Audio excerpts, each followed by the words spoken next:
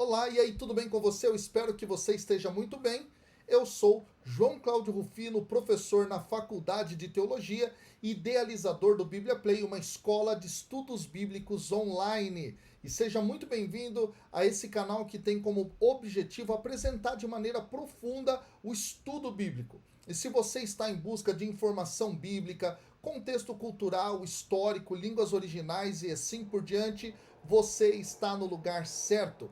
E hoje eu vou responder a uma das perguntas que eu mais recebo nessa minha vida de professor dentro da faculdade de teologia e pelos cursos afora por esse mundo onde eu vou.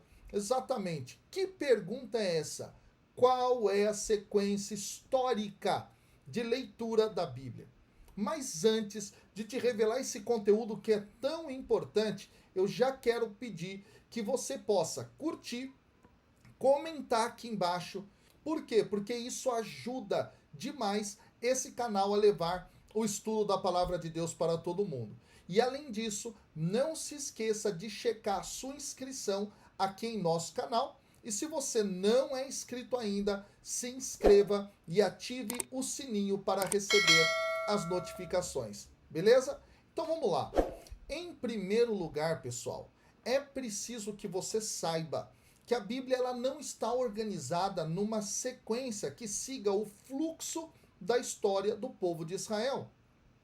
Se ela estivesse na sequência, por exemplo, o livro de Amós seria colocado em primeiro lugar dentro da sequência dos livros proféticos. Exatamente. Muitos afirmam que para ler a Bíblia é preciso você seguir uma sequência dos escritos, começando em Gênesis e terminando no Apocalipse.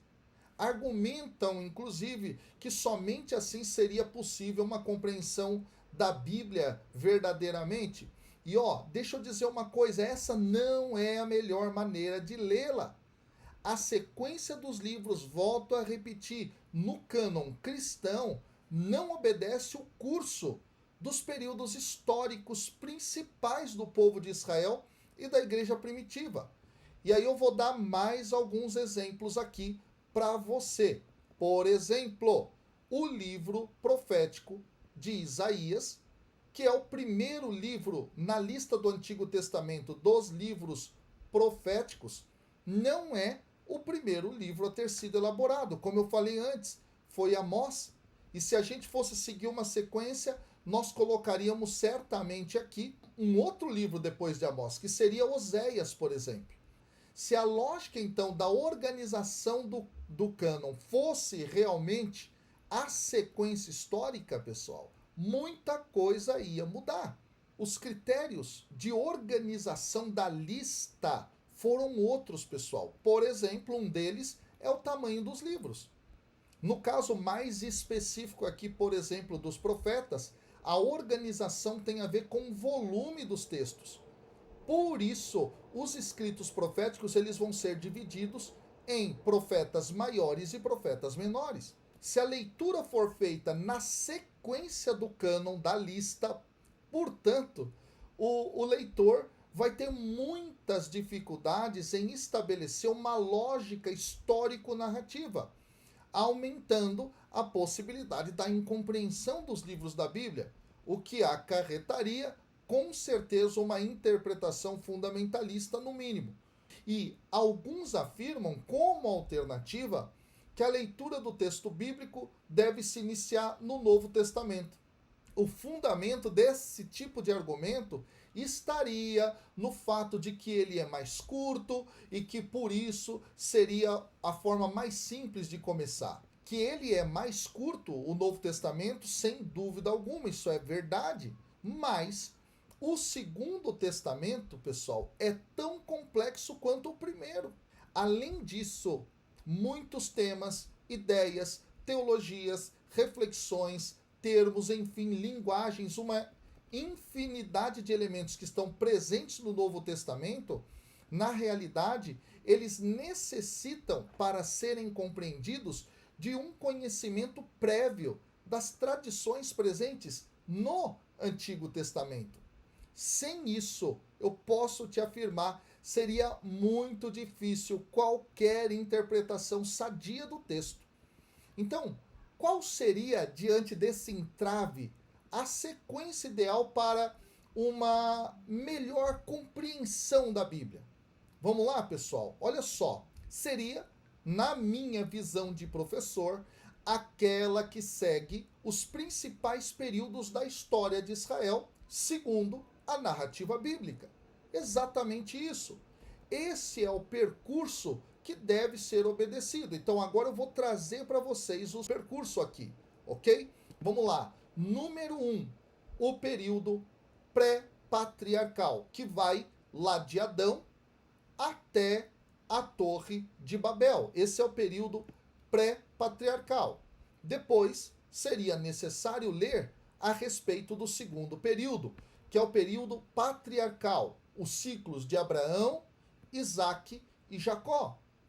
Depois, o período que a gente vai chamar aqui de mosaico, que é aquele que vai desde a escravidão do Egito até a terra de Canaã.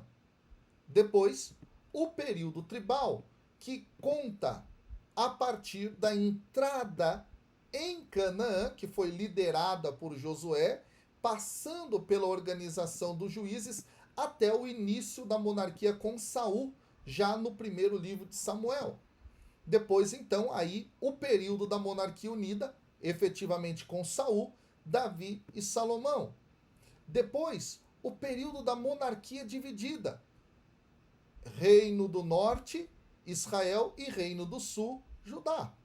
Depois, o período da dominação dos assírios e a destruição do Reino do Norte em 722 a.C.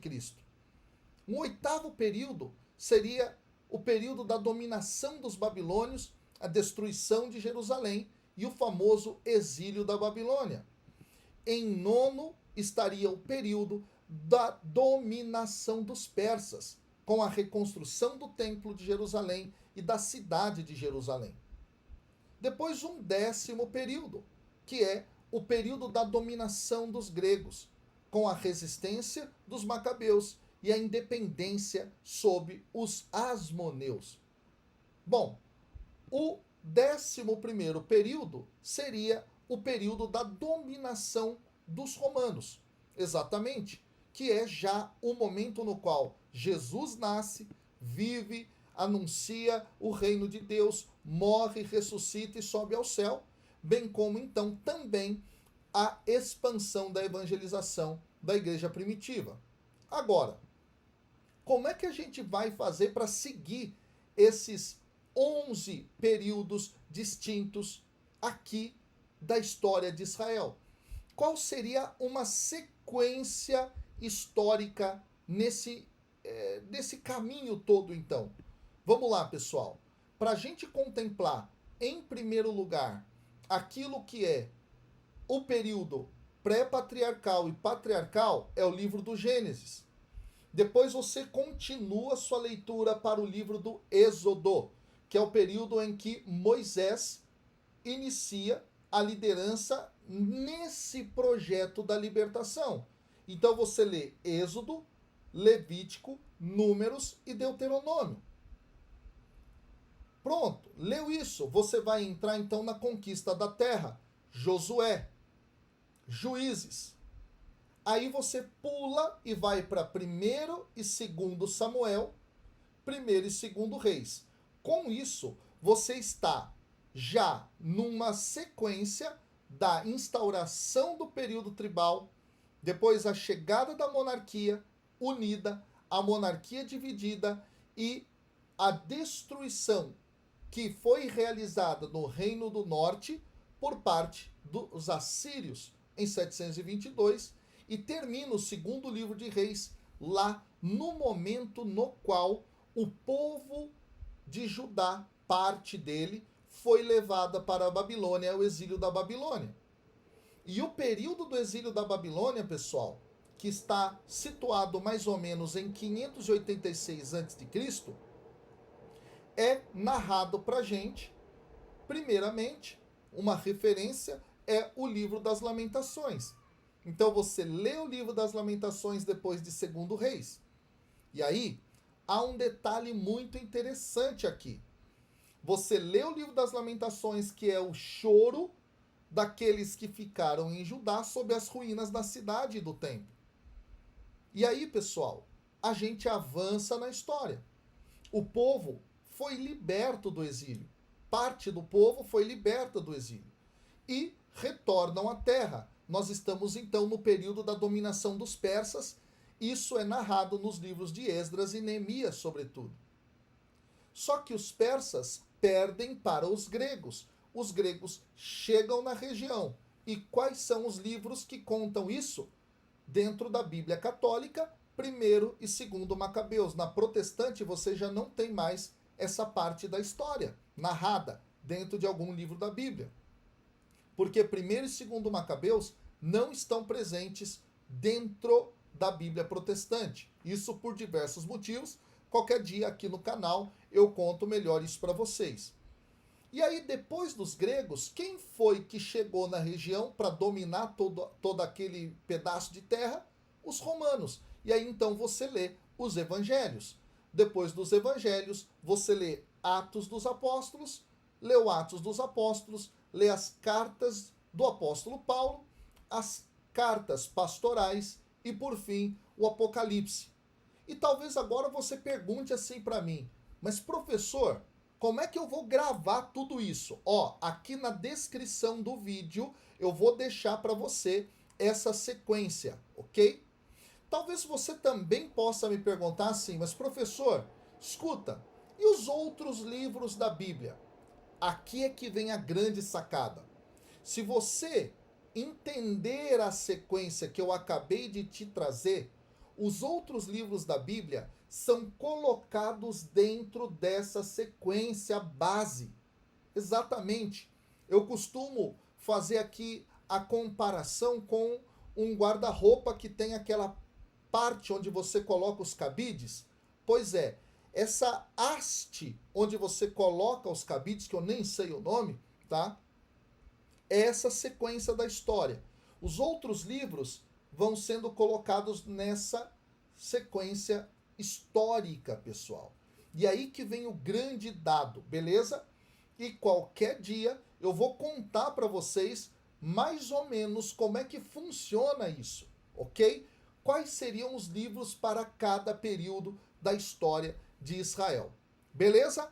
Então, aqui foi a minha dica de hoje para você aprender a ler a Bíblia numa sequência que siga a história. Espero que você tenha gostado desse vídeo e se você gostou, não esqueça de deixar aqui o seu like, de deixar aqui o seu comentário e também de compartilhar esse vídeo para as pessoas. Aliás, também deixe aqui o sininho ativado para você receber as notificações se você é inscrito. Se não é inscrito, se inscreva, beleza? Então, até o próximo vídeo. Valeu, Deus abençoe.